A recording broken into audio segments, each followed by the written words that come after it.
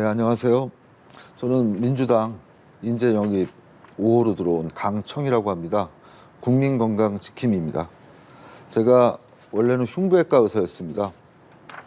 흉부외과 의사로 시작해서 그 후에 의료 현장의 경험과 또 공공의료에 대한 경험, 그다음에 행정가로서의 경험, 이런 경험들을 다양한 경험들을 하게 되어 이와 같은 경험을 기반으로 해서 보건의료 정책의 현장 전문가 자격으로 이 자리에 서게 됐습니다.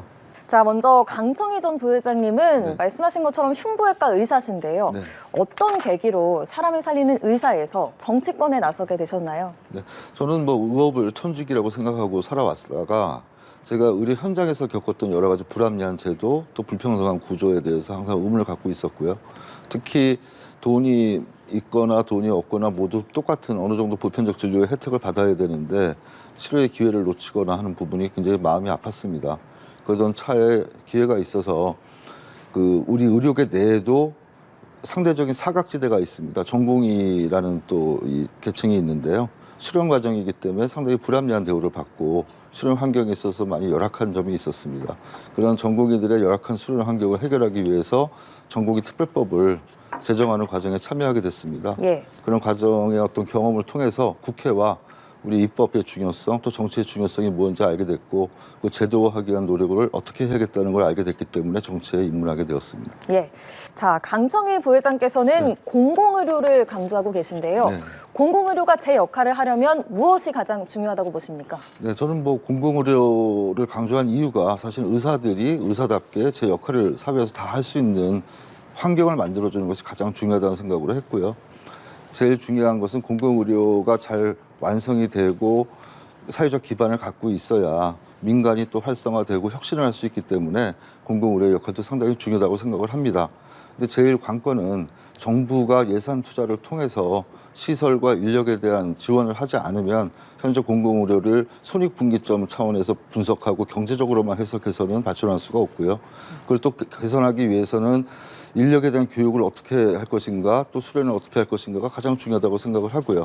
또 한 가지는 앞으로 민간과 공공의 역할 재구성이 필요하다고 봅니다. 앞으로 우리가 필요한 것이 이제 돌봄 복지라든가 여러 가지 복지에 의료가 같이 결합되는 부분이 있는데 여기에 이제 공공의 역할이 보다 강화돼서 참여를 해야 되는데 그런 여건이 지금 형성이 돼 있지가 않거든요. 그래서 그런 여건을 만들어주고 공공의료가 제 역할을 할 수 있게 지원하는 노력은 바로 국가의 책임이라고 생각하고 있습니다. 예. 최근에 가장 뜨거운 이슈 중 하나가 의대 증원 문제입니다. 강청희 님께서는 대한의사협회 전 상근 부회장으로 계셨기 때문에 관련해서 이 문제를 여쭤보지 않을 수가 없습니다. 어떤 입장 갖고 계신가요? 저는 의사수 증원 문제는 절대수의 부족 문제와 편중의 문제를 함께 해결하는 방안으로 정책이 결정돼야 된다고 생각을 합니다. 지금 윤석열 정부가 이야기하듯이 2,000명을 한순간에 올리겠다? 이거는 무슨 검찰 압수수색도 아니고 군사작전하는 것도 아닌데 불가능한 정책을 내놨다고 생각하고요. 점진적으로 우리가 필요한 축에 맞춰서 어디에 필요한 인력을 쓸 것인가 공공의료에 필요한 인력을 쓸 것인가 응급의료에 필요한 인력을 쓸 것인가 아니면 지역의료에 필요한 인력을 쓸 것인가에 대한 면밀한 추계를 한 다음에 그에 대한 교육 수련 계획을 세우고 접근을 해야지 무조건 뽑고 보자 이거는 망할 정책이라고 저는 생각을 합니다. 굉장히 잘못된 정책이고요. 그렇기 때문에 사회적 합의 없이 일방적으로 정책 로드맵을 이렇게 거는 이유는 단 한 가지로 생각한다면 포퓰리즘에 의한 정책을 하고 있다 이렇게밖에 저는 평가할 수 없습니다. 예, 이 의사수 문제도 공공의료에서 좀 중요할 것 같은데 중요하죠. 어떤 생각 갖고 계세요? 공공의료의 의사 인력을 유인을 하려면 사실은 유인책을 줘야 됩니다. 그러기 위해서 정부의 투자와 시설 투자 및 인력 투자가 필요한 것이고요. 또 한 가지는 지역 불균형 정책을 해소시키는 정책과 같이 병행이 돼야 인력이 분산이 되지 어디 특정 지역에 배치한다고 해서 갈 사람들이 아니지 않습니까? 그렇기 때문에 공공의대 문제, 그다음에 지역 의사제 문제가 민주당에서 나왔고요. 그런 거에 대한 아직 사회적 합의가 이루어지지 않았는데 무조건 많이 뽑는다 그래서 낙수 효과로 갈 것이다. 기대하기 어렵다고 생각합니다. 예. 자, 강 전 부회장님도 민주당의 험지로 꼽히는 곳이죠. 서울 강남에 출마 의사를 밝힌 걸로 알고 있습니다.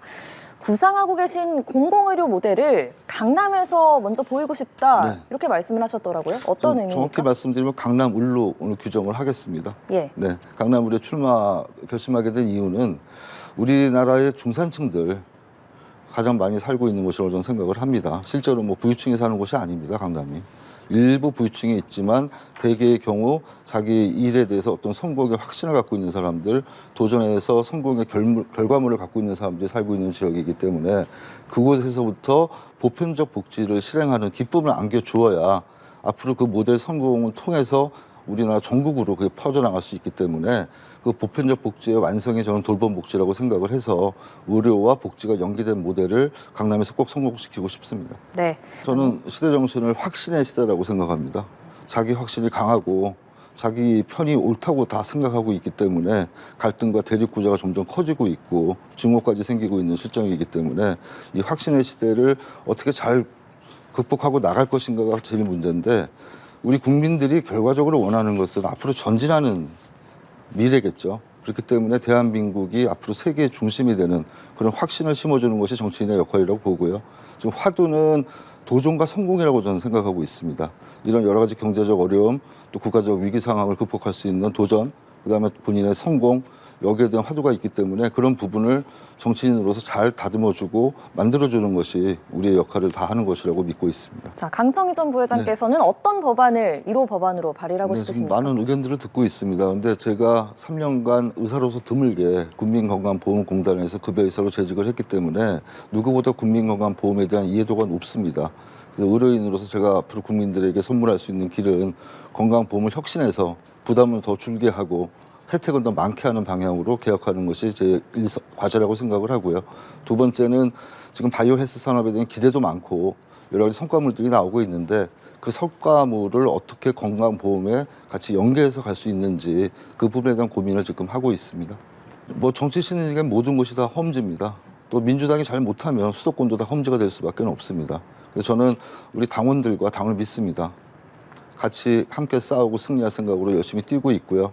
제가 지역에서 하는 일은 진실된 마음으로 경청하고 그 의견이 잘 반영될 수 있도록 제가 노력하는 모습을 보여주는 게 진정성 있는 정치인들의 초보로서 지역 주민에게 호소하는 일이라고 생각을 합니다. 저는 민주당도 변해야 된다 생각합니다. 어떻게 변해야 합니까? 더 새롭게 바뀌어야 되는데 그 새롭게 바뀌는 물에 우리 영입 인재들이 큰 역할을 해야 된다고 생각을 하고요. 예. 가장 중요한 것은 지금까지는 우리 편, 남의 편을 나눠서 정치를 했지만 앞으로는 그런 편 가르는 정치가 아닌 살리는 정치로 다시 한번 또 새 출발할 필요가 있다고 생각하고 있습니다.